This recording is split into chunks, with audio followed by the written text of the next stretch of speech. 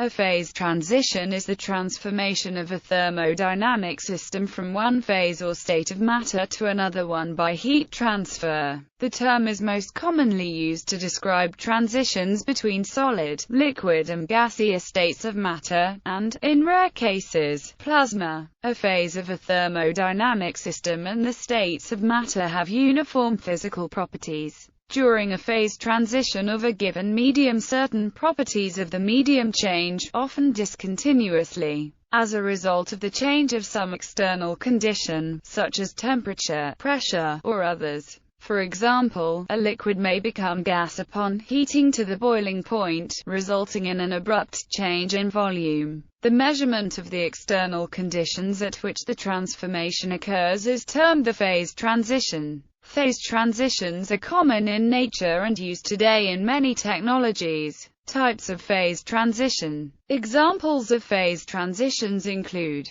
the transitions between the solid, liquid, and gaseous phases of a single component, due to the effects of temperature and/or pressure. A eutectic transformation, in which a two-component single-phase liquid is cooled and transforms into two solid phases. The same process but beginning with a solid instead of a liquid is called a Eutectoid Transformation. A peritectic transformation, in which a two-component single-phase solid is heated and transforms into a solid phase and a liquid phase. A spinodal decomposition, in which a single phase is cooled and separates into two different compositions of that same phase. Transition to a mesophase between solid and liquid, such as one of the liquid crystal phases. The transition between the ferromagnetic and paramagnetic phases of magnetic materials at the Curie point. The transition between differently ordered, commensurate or incommensurate, magnetic structures, such as in cerium antimonide.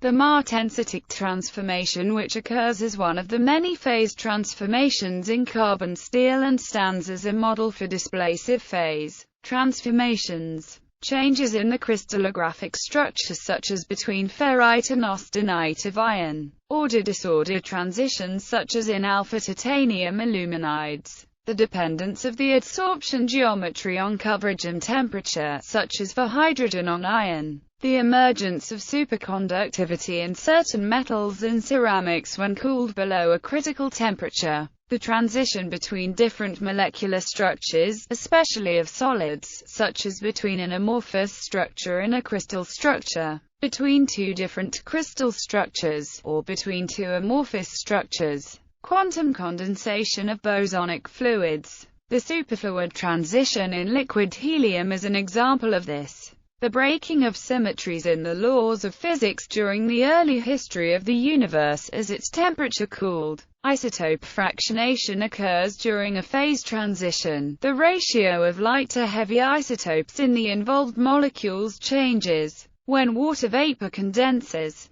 the heavier water isotopes become enriched in the liquid phase while the lighter isotopes tend toward the vapor phase. Phase transitions occur when the thermodynamic free energy of a system is non-analytic for some choice of thermodynamic variables. This condition generally stems from the interactions of a large number of particles in a system, and does not appear in systems that are too small. It is important to note that phase transitions can occur and are defined for non-thermodynamic systems, where temperature is not a parameter. Examples include quantum phase transitions, dynamic phase transitions, and topological phase transitions. In these types of systems, other parameters take the place of temperature. For instance, connection probability replaces temperature for percolating networks. At the phase transition point, the two phases of a substance, liquid and vapor, have identical free energies and therefore are equally likely to exist. Below the boiling point, the liquid is the more stable state of the two, whereas above the gaseous form is preferred.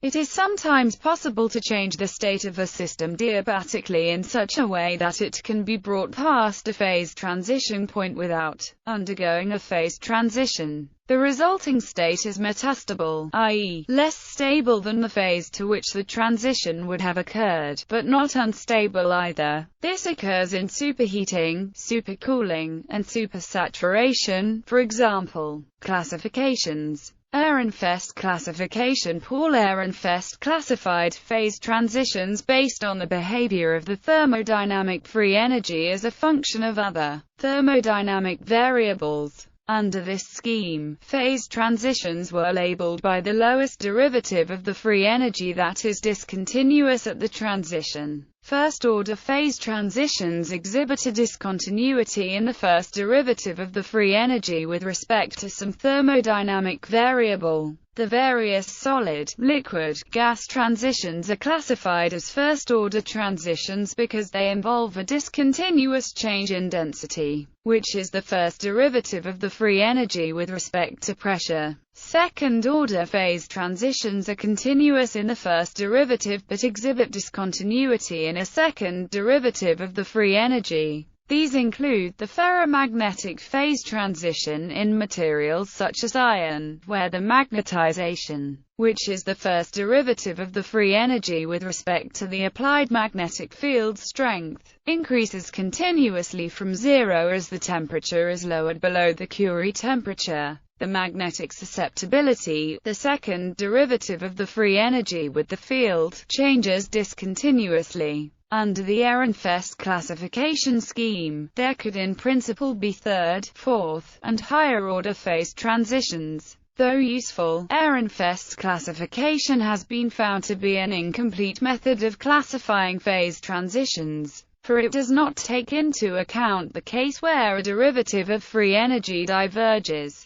For instance, in the ferromagnetic transition, the heat capacity diverges to infinity. Modern classifications. In the modern classification scheme, phase transitions are divided into two broad categories, named similarly to the Ehrenfest classes. First-order phase transitions are those that involve a latent heat. During such a transition, a system either absorbs or releases a fixed amount of energy per volume. During this process, the temperature of the system will stay constant as heat is added. The system is in a mixed-phase regime, in which some parts of the system have completed the transition and others have not. Familiar examples are the melting of ice or the boiling of water. Imrie and Wirtis showed that quench disorder can broaden a first-order transition in that the transformation is completed over a finite range of temperatures. But phenomena like supercooling and superheating survive, and hysteresis is observed on thermal cycling. Second-order phase transitions are also called continuous phase transitions.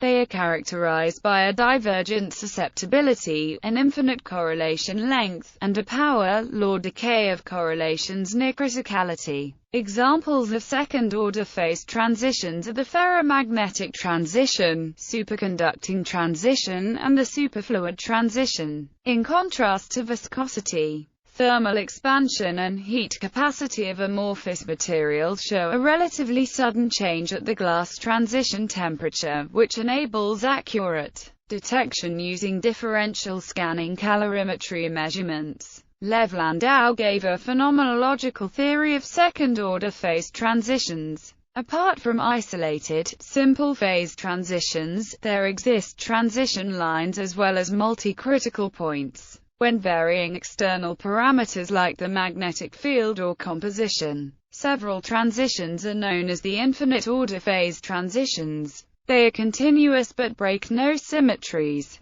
The most famous example is the Kosterlitz-Thouless transition in the two-dimensional XY model. Many quantum phase transitions, e.g., in two-dimensional electron gases, belong to this class. The liquid-glass transition is observed in many polymers and other liquids that can be supercooled far below the melting point of the crystalline phase. This is atypical in several respects. It is not a transition between thermodynamic ground states. It is widely believed that the true ground state is always crystalline. Glass is a quenched disorder state, and its entropy, density, and so on, depend on the thermal history. Therefore, the glass transition is primarily a dynamic phenomenon. On cooling a liquid, internal degrees of freedom successively fall out of equilibrium. Some theoretical methods predict an underlying phase transition in the hypothetical limit of infinitely long relaxation times. No direct experimental evidence supports the existence of these transitions.